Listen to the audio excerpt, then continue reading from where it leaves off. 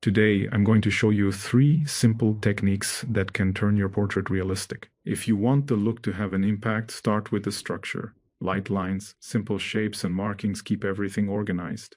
Even before detailing the eyes, we first set up the space with guiding lines and the central triangle. This puts the eye in the right place. After that, I start working with light and shadow to create volume. But I start with a light shading. I do the texture filling with hatches, already indicating the direction of the eyebrow hairs and also the shading of the skin.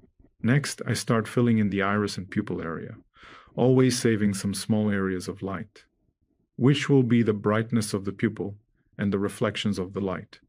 I make the right iris a little bit darker than the left. This reinforces the sense of depth and the direction of the light. Save a few points of light. They will bring life to the look without having to exaggerate. In the end, the textures come in. Draw light threads, small adjustments to the eyelids, and light variations. If you want a portrait to have true volume, think light and shadow first. That's what gives solidity to the shape. On the nose, we start with simple shapes and light markings to understand the position. The most important part is the transition from light to shadow on the side. When it is soft, the nose gains volume without needing a strong line.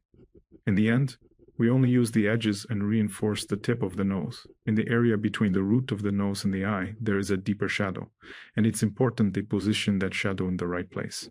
You will see that it will create a much greater feeling of volume throughout this region. From there, in the illuminated region, all tones should be softer to maintain the impression that the center of the nose is higher and more forward towards the observer. The main shadow that accompanies the bridge of the nose starts there at the eyebrow and goes down to the tip and base. So, maintaining this continuity is essential so that the nose looks integrated into the face and not a part placed on top. When it reaches the mouth, remember that the expression appears much more by the light and shadow than by the outline. Here, we use simple shapes to mark the space. Then, we come in with light and shadow to create the volume. The 2 pillars below the lower lip help connect everything to the chin, and the shadow under the lower lip gives depth.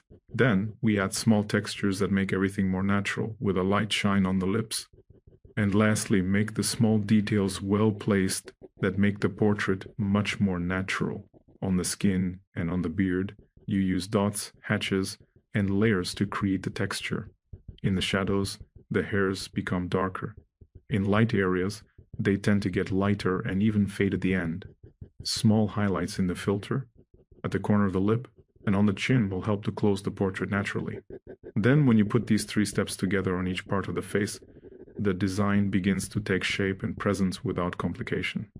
When you practice calmly, you notice that the drawing comes to life little by little. This makes the process much clearer and more enjoyable to do. And if you want to learn more, sign up for my Face Proportions course. The link is in the bio on my profile. Thanks, and see you in the next video.